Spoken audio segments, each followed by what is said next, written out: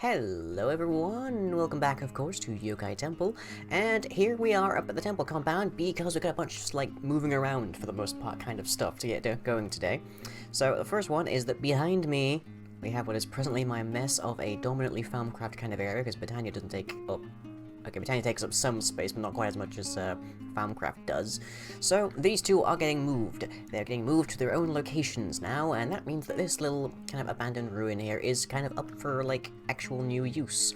So that means that Yokai is going to be getting its own Doutaku, and that means another time lapse, where I get to move all of this stuff, so yay for me, I get to spend a whole ton of time. I will be dealing with that. Maybe not this episode, maybe next episode, but I will be dealing with that, because that is... we can't have that, it's keeping people awake at night. It's not good. But yeah, so...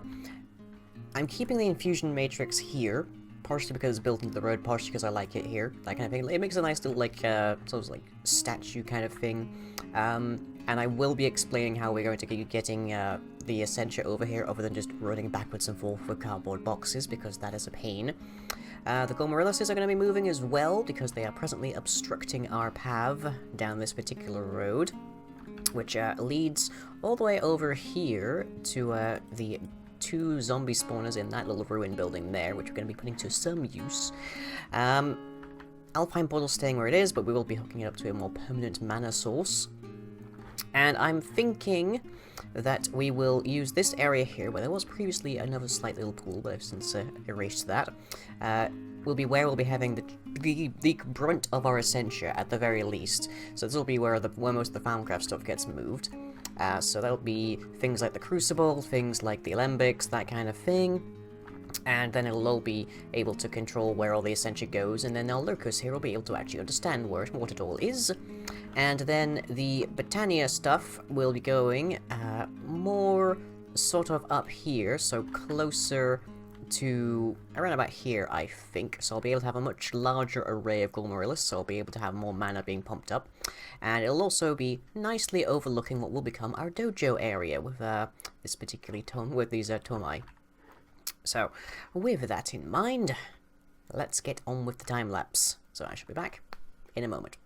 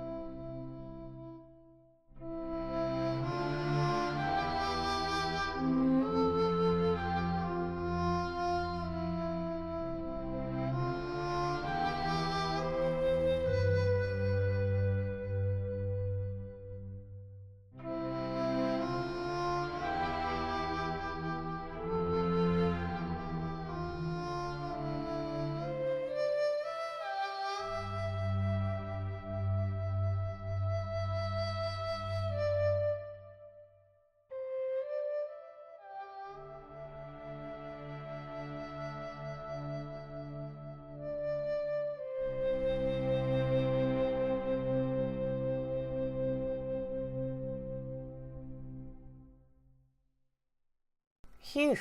Right, that took a fair bit, and I actually have a fair bit to talk about with this particular structure. So whilst I'm getting on with stuff at the infusion matrix, as I'm going to have to do here quite a bit, or the runic matrix, I should say. It's an infusion used for runic, but it's weird. Anyways, let's see, our first jot of business after that is going to require... now that we've done that, to make this we're going to need these, so I'll get to that now. The design is heavily inspired by the Bonsho at Hokoji Temple in Japan, which isn't actually a Doutaku. I should explain, Bonsho are actually a Buddhist thing, but there's a fair bit of, like, there's a fair bit of relation between the two inside of Japan, so I kind of figured it was reasonable to fit the two. But the Bonsho are actually used fairly closely with how a Western audience might think that some kind of religious bell would be. Which is to say that you ring them to, like, send alarm, like, say, if your village is under attack, sound the bell, that kind of thing. Or, if someone's being called to prayer, like for like Sunday Mass, then you would have exactly you would be using exactly your bell for what the Bonsho is used for usually. Doutaku, on the other hand, are, for one thing, kind of harder to render inside of Minecraft. They're a lot narrower and a lot pointier at the top versus this, which is much more, well, a decent grade, more rounded at least.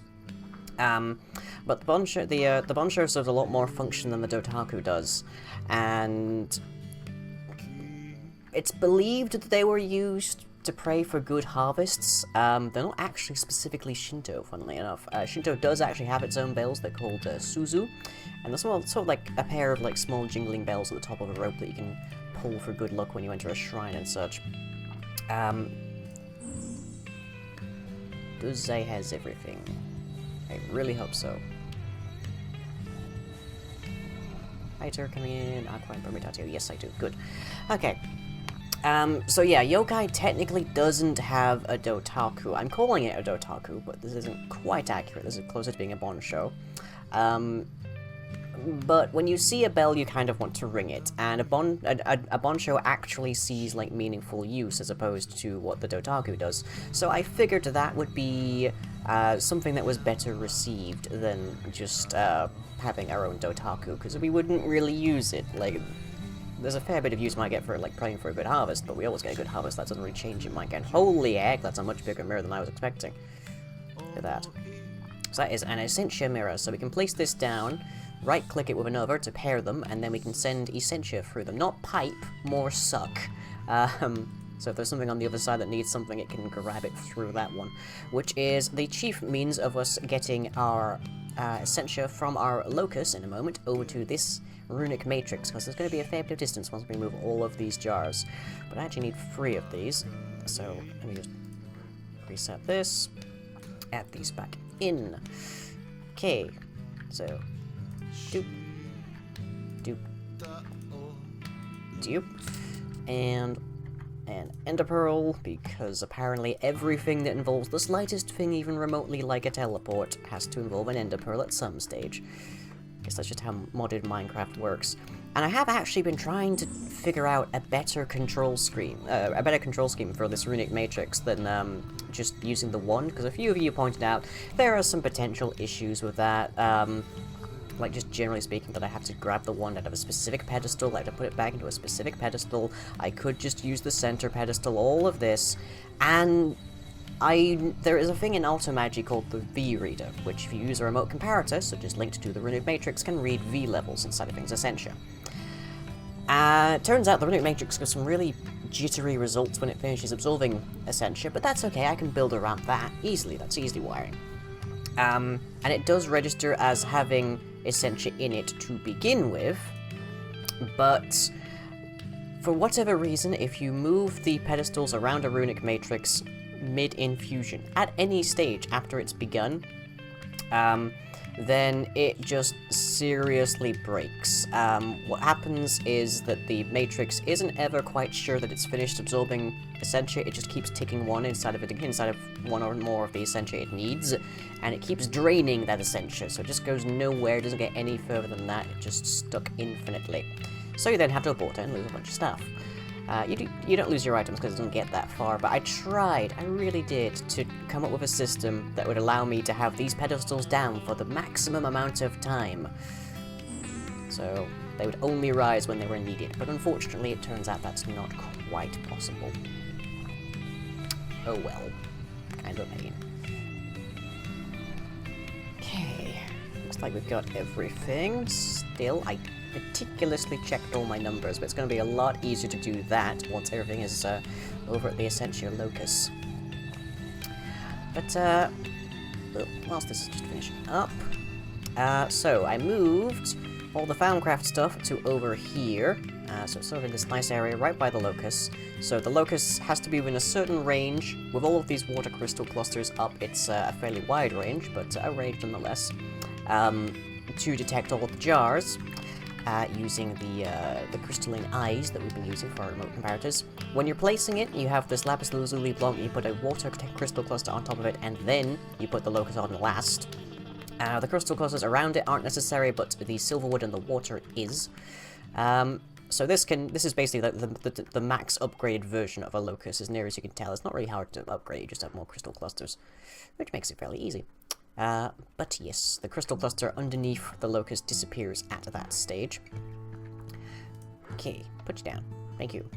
So, that gets us our Essentia mirrors. Now we need 3, 2 for a matched pair, and 1 for crafting to make this, the aggregator. So for this, we need an empty map, we need a void jar, 2 balanced shards, quicksilver, and a lapis lazuli block, as well as a bunch of essences, which I have meticulously made sure we have. So Tenebrae, and Lemus are 2 of our new ones. So you can get Lemus from just slime balls, it's the only thing in there, so it's pretty effective. You can get Tenebrae from, let me see, where have I been getting it from? I think chiefly I've been getting it from obsidian, which has some terra and ignis in there as well. You can also get it from mushrooms, and you can also get it from endstone, which I don't have any because it's been a while since I've been to the end. And other than that, there isn't really too much you can find for it, but, you know, there's a fair few. Okay, so Essentia mirror in the center here, whilst I put together a void jar. So, let me see, where am I? I am here. Anyway, so the void jar is sort of like, we've been using the quantum jars, firstly. The quantum jars are part of technomancy. Right, sorry everybody, looks like having all of the time-lapse footage on the same drive as everything else is causing me to run out of memory quite rapidly. So, as near as I can tell, I cut off in the middle of describing what a void jar is. So a void jar is made from a warded jar, which is the default kind of Thaumcraft storage device, and it holds up to 64 of a given essence. The quantum jars, by comparison, which aren't really all that much more expensive, hold up to 640, 10 times of what a warded jar can. So that's why I kind of prefer to use these, although it seems there might be some incompatibilities between that and automagy, so I'll have to try and work something out for that. The void jar is used if 64 or 640 isn't enough. So if you're getting a massive abundance of an essence that you aren't really using, then you can use a void jar, because it just basically serves like a trash can. Any essential you put in there immediately disappears. So that is what happens there. So I did all this, and then something went wonky, and I'm not really entirely sure what. And then there was a blood moon, so it's a bit later. I hope this works. It should work. It really should. But we'll see. Doop. Just get out of my hotbar in case I accidentally put it down somewhere. Okay, so taking in the water that it needs, which is a fair bit, 32. 16 Lemus, we should have. Yes, we still got 50 of that. 8 Iter, 8... Yep. And then 33 there, and then 31 there. Good. All good. And then Tenebrae, 24. Good. So we have all of the aspects, just so that I'm aware of this. Oh dear. We'll see what happens here. What exactly is the instability on this? This is moderate instability. Maybe that was an instability thing. Like, you know what I described when I was seeing the runic matrix go nuts when I was moving the pedestals mid-infusion? Yeah, that's what started happening. It started eating my Essentia. I had to abort. Hopefully, this will work out better. Ow. Well, that's what you call comic timing, isn't it? Jeez. Come on, be nice. Okay, down to Tenebrae. Hey, Mizuki. How you doing? Sorry, the pedestals are kind of in motion at the moment. Okay. Okay, and we're absorbing items. We have gone a step up. Okay, there goes the void jar. Balance shard. Lapis block. Quicksilver or balanced shard? Quicksilver or balanced shard? Quicksilver, which you get from cinnabar or in the ground. And it can be pulverized, thankfully, to make it double. And the balanced shard. Balanced shard gets us... eventually... Essentia aggregator. Hooray! Okay. So... finally, to describe what this does, is it's sort of an add-on for the locust. The locust right now just feeds out the numbers of wooded jar contents in its vicinity. It isn't really that useful. Useful for knowing if you actually have the stuff to complete an actual infusion, but not so useful for, like, providing the stuff. So, to improve this, we provide here an Essentia aggregator. Now this allows the Essentia locust to pull from all of the jars it can detect, and put them through into Essentia mirrors. So now we can get all of our Essentia over here, away from our nice should I call it let me know in the comments, should I keep calling it a Doutaku when it really kind of isn't, or should I start calling it a Bonsho? I'm not really sure anymore. But yeah, from our big bell. Our big brass bell. And so yeah, we can now clear up the outside of this even more, so that it doesn't look like, I don't know, it's like in the middle of a city and people have just been hoarding their loot and their rubbish over here, which isn't very appropriate. It's kind of too much of a mess over here. It needs to be tidier. But before we go, there is one last thing to talk about, and that is this concept of forbidden knowledge. I don't know why it's forbidden, but if I look around, you'll see in the Phenomenomicon there's these researchers that have this darkish aura around them. And if I take a look at this, forbidden knowledge, moderate. And then there's other ones, so inside of Artifice, like the Brain in a Jar is a moderate, and then there's, let me see, Anger Ghost Faceplate, mostly harmless, Infernal Furnace, minor, Gullimancy has a few, so there's mostly harmless there, and then there's moderate there's Taboo here for the advanced golems, and I've been talking to Kagure, and he seems to think that it's basically putting things in your mind that are like really bad memories. So you research this, and it's like you've discovered something that's hideous and horrible about the world. The actual practical information is still handy, but you know, having those ideas in your head can do you a mischief, pretty much. And apparently, there is a way for us to cope with that. So if I, let's see, take 8 arcane stone and a entropy shard. Is it an entropy shard I'm thinking of, or is it an entropy brain? Let me see. So let's see, it's under Automagi. And here we are. It is a crystalline brain of entropy. We need a zombie brain, some entropy, and a bit of vitreous. But we can easily grab that real quick. I'm just going to need a couple of cardboard boxes, because all of our bottles are over here. I don't know if we can. I think you have to actually pipe it into this for the alchemy, but everything else we should have a problem. Oh, and they're conveniently located right here. Hooray! So just grab these. 1 and 2, please. 2. No, apparently not. Okay, 2. Thank you. All right. So we just stick this over into our alchemical construct that we have relocated over here. And get those off. Perfect. And let's see, we need a brain in here, and we need to tell it the Preditio one. It pulls up every recipe you've unlocked that actually knows this stuff, so that's good. Okay, crystalline brain of entropy. In goes the entropy. In goes the vitreous. Which we have a fair bit. And there's our brain. Okay, so stick this. I apparently only have 7 because multiplayer is a bit weird. Okay, so add that. Stick those back in there, and plunk that there. It gets us this, the Amnesiac Stone, for getting rid of all of those bad memories. So if I just pick up this sludge drum that Kagure is presently standing on, and put that there, then right-clicking on this will allow me to alleviate some of those forbidden knowledge issues by taking out some of my experience.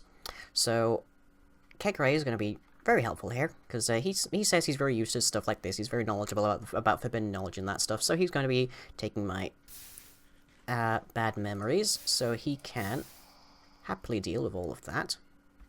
And some of them are apparently not wanting to go there. That's interesting. Yeah. That's a weirdness. If I go far enough away, I think I'd suck into him. No, apparently not. Okay, well, I guess I'll have to deal with that for a bit. Apparently it's a bit buggy, but it works. So, with that in mind, I am going to check out a few of the forbidden knowledges that we can now access relatively safely, and I shall catch you all next time.